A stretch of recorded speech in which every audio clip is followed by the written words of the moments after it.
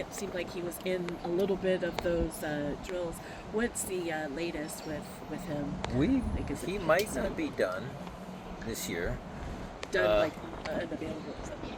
Yeah, like people may have said, like Paul Areola, done for the season. He might not be done because he's actually looked really good. Now, he did have a very considerable injury, but there is a chance. Those guys are trying to ramp him up for the first round of the playoffs. I don't know when, because we've got to number one, wait for who we're playing, and then the schedule, and then we'll see. But he looked good out there. Is there any chance that he would play against New York, or is that... No. Okay. No, we're not talking about this. We're talking about maybe in the playoffs. Okay. We also saw Yemer out there and Kim. Is there any more on Kim Keehee? You had kind of mentioned a little bit. They're still working on getting him an appointment with a specialist to look at the mass that's in his calf to see if they can't get rid of it, make it go away, make him be able to play through, because it's all associated with, some stuff, and I don't have all the details there, but I know he's in line to see some specialist somewhere in the Midwest. Is there concerns beyond soccer? I mean, there. No. Oh, okay. No. Nothing like, not like a blood clot or anything like that. No. And then Yemer, is there any update? Yemer's going to get closer. I mean, look, when he had the injury, it was against the Whitecaps. We said about 4 weeks. He's been a pretty strong recoverer. I don't think that's a word, but he recovers well from, injuries. He's had a couple of them now.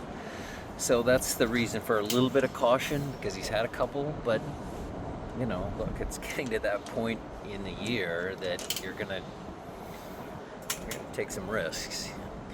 We'd like to have them. Jeremiah's got all the stats, but just because you guys have played a lot of matches and this match isn't going to move you up or down or anything, do you want to rest anybody or try anything different? We are going to talk about that now as a coaching staff. We did the review of RSL, what worked, what didn't work. There's a side of me that says, we want to keep some momentum into the playoffs. There's that side of me. There's also the side that, look, Christian's playing tonight. Obed's had a heavy load. Nuhu's coming off some, African qualifiers. There's a side of me that wants to kind of be smart about stuff, but I don't want to outthink myself. When your team is playing well, you like to keep them together. So we'll make some final decisions, and, we'll see where we land for this game. But, again, the last game against RSL showed you whatever team we put out there, we're not going to fly all the way back to New York just to roll over. That's not what we're going to do. On those same token, Obed was back. What's the ETA on Snyder, Georgie, Nuhu, Christian? They're all coming back. Well, Christian will be back, so the game's tonight. He'll be back tomorrow. Same with Nuhu. Schneider, I'm unaware of. Georgie will be back. Reed should be back tomorrow. I think tomorrow. Those flights are long, they got whatever. But they'll all be back here for the trip to New York. How much of the Obed Vargas games do you guys watch? We watched them. He was kind of put into like a very different role, a little bit sacrificing there, really to get the ball. How much do you make of it, I guess? That's their, his coach for the 20s, does all the tactics, knows his team, understands what he wants to get out of his team. Obed's a super talented guy. I know Mexico's disappointed, but look, on the day, Argentina was better. Look, the first goal, you could say they had a guy injured, but you got to compensate. You can't let the ball go behind you then. And then, the game kind of got out of hand a little bit. It was a pretty physical game. So, Obed's got to learn from that. Can you talk a little bit about Christian and what he's been able to bring to the team this season, on and off? We've long talked about him or wanting personally for him to be at the position that he's at, and it seems like it's just really worked well for him this season, and that he's done a lot for you guys this season. So, coach speak, what is it?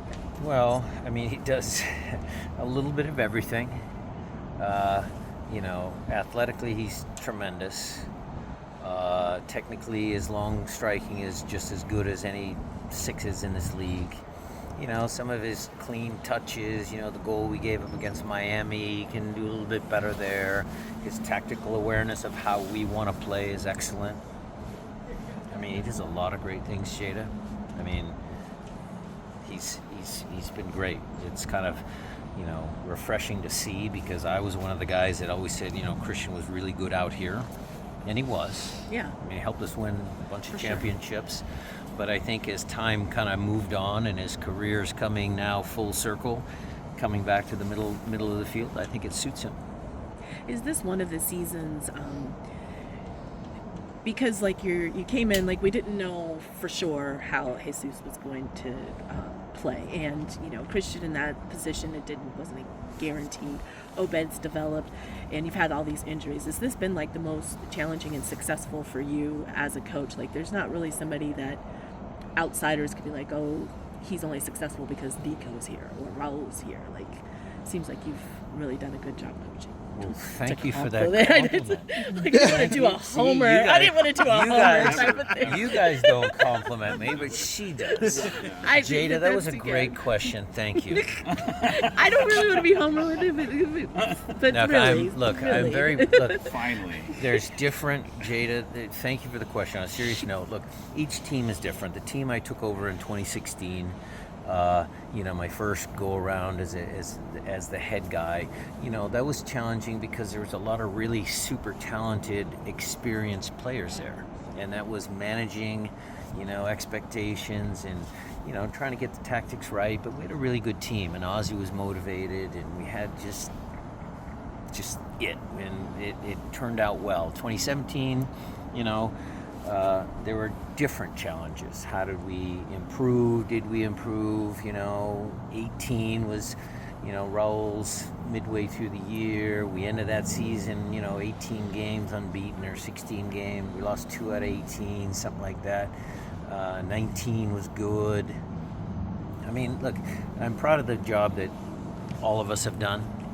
I think this year what I would say is that the way the group responded as a collective, which has been one of my messages for a long time, has been really super impressive. They all bought into it. They all understood it. They all understand the expectations that go along with playing for this club and this franchise. So that just means my words did kind of finally all come together this year, because we've been through a lot of adversity.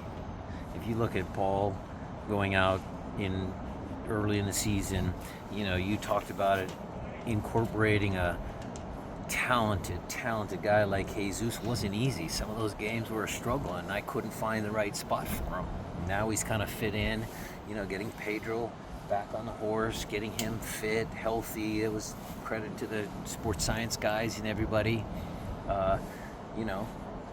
Having Danny Masowski score 16 goals. That's credit to some of the extra work that the guys have done with Danny and getting him to understand his role. And, there's a lot of success stories, a lot of success stories this year. Staying on the very good coaching job that you've done, I went back to look at the first 45 minutes of that game. The spacing, the passing, the transition moments. It looked better in the second time than the first time. Now that you've looked at that tape, is there anything that stuck out that maybe you can continue to build from there? Yeah.